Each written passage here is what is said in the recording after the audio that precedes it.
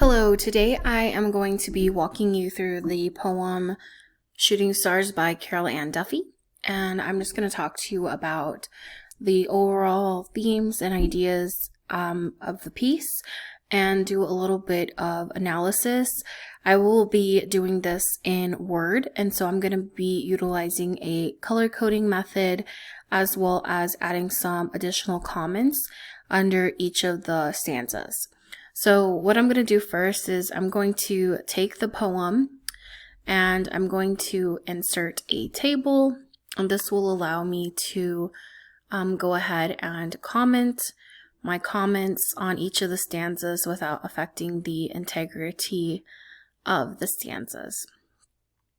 So Carol Ann Duffy is a poet laureate in England, and she has written numerous pieces and has, published a ton of her work, and she's been a poet laureate for many years in her country. And so she is definitely popular and respected. And so I'm going to definitely hopefully do this piece justice as I go through and I discuss it. So initially, when you read the title Shooting Stars, of course, it sounds like something beautiful. Perhaps you imagine like a night sky. So that's kind of my initial thoughts, like when you read the title. And then as you read the piece, you'll notice soon that this title definitely juxtaposes the ideas and the concepts that are being brought up, and it has a double meaning. So I'm going to go ahead and read the poem, and then I will discuss some of the additional elements that I see and note being used throughout the piece. Shooting stars. After I no longer speak, they break our fingers to salvage my wedding ring. Rebecca, Rachel, Ruth, Aaron, Emmanuel, David, stars on all our brows beneath the gaze of men with guns. Mourn for our daughters, upright as statues, brave. You would not look at me. You waited for the bullet, fell. I say, remember. Remember those appalling days which make the world forever bad. One saw I was alive, loosened his belt. My bowels opened in a ragged gape of fear. Between the gap of corpses, I could see a child. The soldier laughed. Only a matter of days separate this from acts of torture now. They shot her in the eye. How would you prepare to die on a perfect April evening with young men gossiping and smoking by the graves? My bare feet felt the earth and urine trickle down my legs. I heard the click, not yet, a trick. After immense suffering, someone takes tea on the lawn. After the terrible moans, a boy washes his uniform. After the history lesson, children run to their toys. The world turns in its sleep. The spades shovel soil. Sarah, Ezra, sister, if seas part us, do you not consider me? Tell them I sang the ancient psalms at dusk inside the wire, and strong men wept. Turn thee unto me with mercy, for I am desolate and lost. So after reading through this piece, you can definitely see that there's a lot of pain and sorrow, and the tone is very dark and serious and all about the Holocaust. One of the first things that you can notice, and that I personally notice, is the lack of punctuation in this particular line. She doesn't have any commas between the names, and this definitely seems intentional. It seems like the lack of punctuation just shows the lack of respect for life. Respect for life. It really shows that our, I don't want to say the speaker in the poem, but our speaker definitely feels like it's just one person after another, and they just keep dying, and nobody cares, and it's just another number. And so the stars on all of our brows definitely goes back to our title, and that makes it clear that shooting stars is not some beautiful, idealistic, night sky, but instead it's shooting stars is shooting the Jews. As the poem kind of transitions, there's some additional things that can be noted. This poem is 6 stanzas. The Star of David also has 6 points. Also, the names, she lists 6 in stanza 1. And so we have that number kind of reoccurring, that motif of the number 6 connecting to the stars. Also, additionally, we have some important stanza breaks. She enjams a lot of lines throughout the piece, but also we have some breaks in stanzas that seem to be just kind of highlighting some additional lines on the next stanza. So from stanza 1 to stanza 2, upright a statue's brave, just highlights that the girls, the daughters, we end with daughters, and then we start with just kind of paying that respect and that homage to them, of them being brave as they're facing death. And then it says you, and it seems as though the you could be the speaker, it could be someone specifically in the poem, it could be the oppressor, but you would not look at me, you waited for the bullet fell. The reason I say it could be someone else is it does also sound like someone that the speaker knows is being shot as well, but there's other times where the author utilizes the pronoun you and also refers to additional people throughout the piece. And so the you seems to be different people at different points. And at the same time, it seems like it could be many people at the same time. So what I mean to say is, for example, in stanza 6, we have the speaker addressing sister, and in stanza 4, we have again the you, and we have the you here. So they're definitely speaking to somebody, like I said, whether it be the reader or some other person that they're referring to. It feels like those take on multiple meanings as you're reading through it. In stanza 5, we have a lot of repetition, and I just want to bring up the repetition. That blue is very dark. I just want to bring up the repetition because it's really key. It's a key factor in this particular piece. The word remember is repeated a couple of times, and then definitely the word after. After immense suffering, someone takes tea. So this line is definitely highlighting this very juxtaposing view and world. So we have after something terrible, something normal happens. And it kind of really lends itself to that theme of the normalization of violence and aggression. So if you think, we go to war, but then people move on. We hear of like a terrible bombing, shooting, famine, natural disasters, any kind of horrific thing. It doesn't matter, but the world still turns. And that's what the author is kind of presenting in that particular stanza.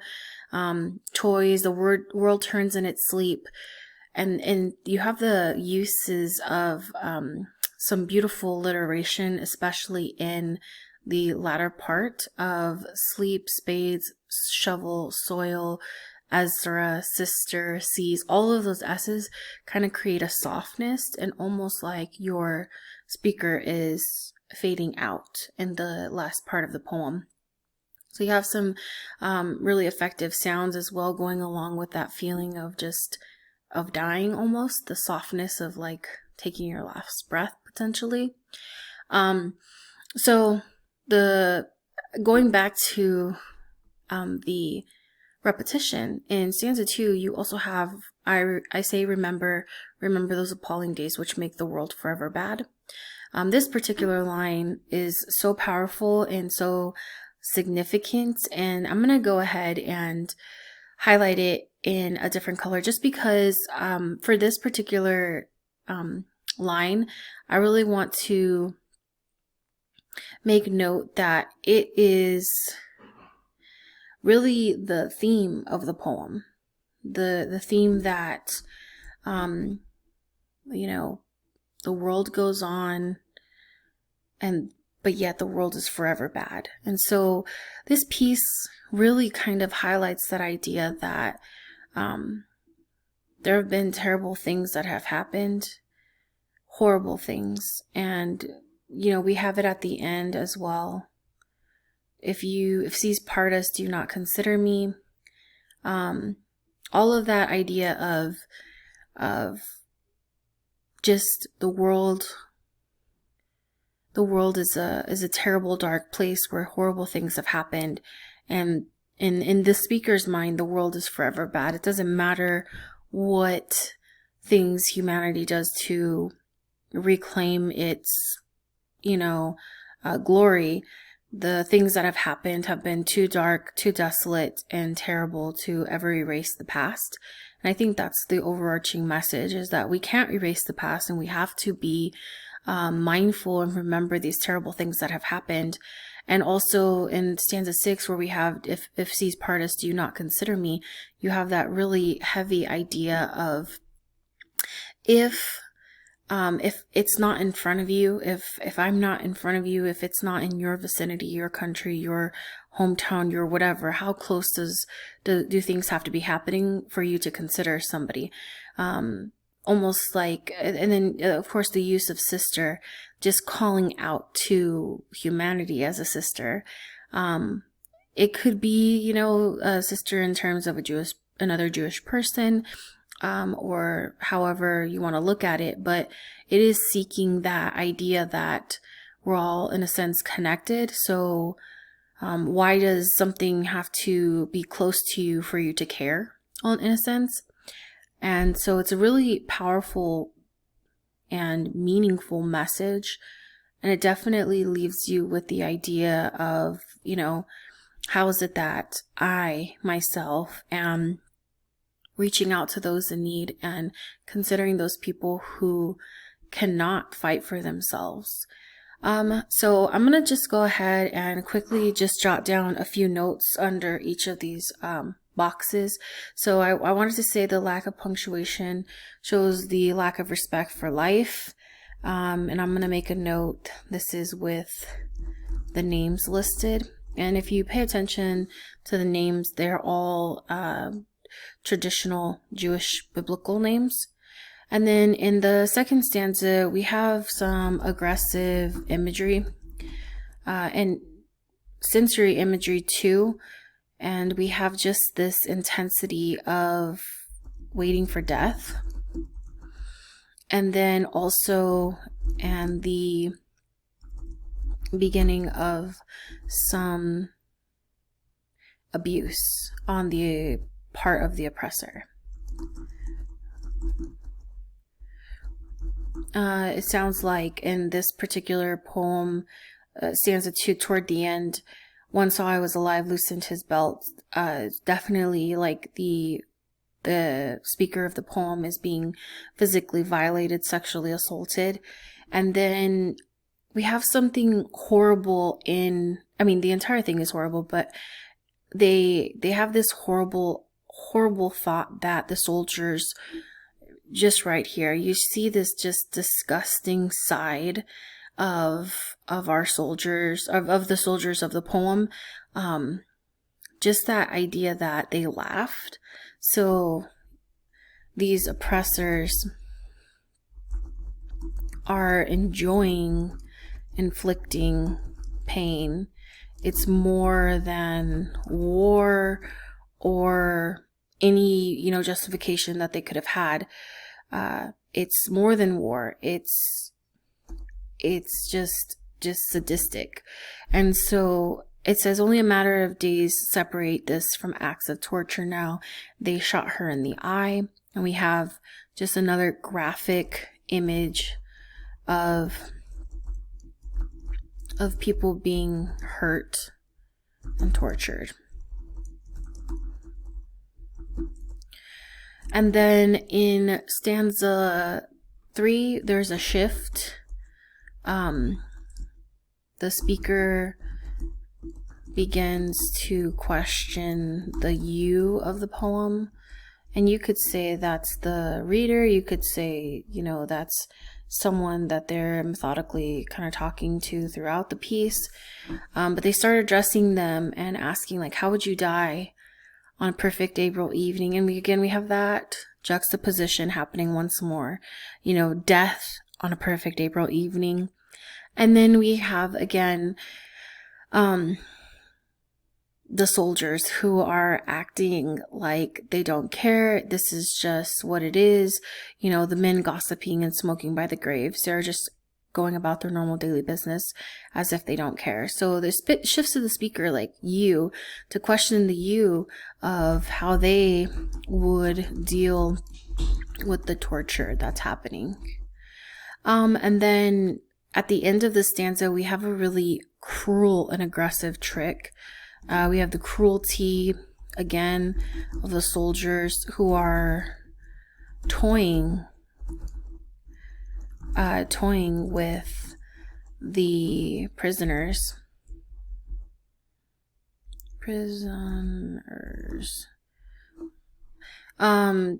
That they're pretending like they're going to kill them, and then it's a trick so the gun doesn't go off. And then we have heavy repetition to highlight the overall theme of the poem, where it's like cruel, horrible, terrible things happen in our world, and yet the world goes on. And then again, we have a plea in the final stanza, a plea for help and for the world / sister to remember those who are in need and to have mercy for people. We're all humans, we all hurt. And then again, the last line of this particular piece, turn thee unto me with mercy, for I am desolate and lost. It just ends with the reality that is desolate and lost, forever gone, and just a horrible, terrible, beautiful use of diction, but just a terrible feeling as you're kind of concluding the piece. I hope you were able to really gain some understanding of this piece and maybe able to see some of the poetic devices the author was able to utilize. She definitely was utilizing some strong, effective diction to develop that overarching tone, and also as well to create that meaningful message. That repetition definitely helped to hit home on the message that she was creating as well.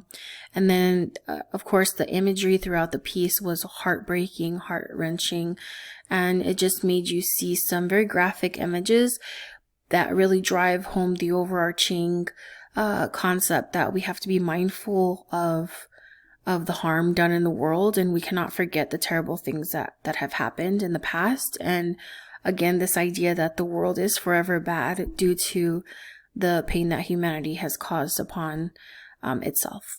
I hope you enjoyed and you learned something. Thank you for watching.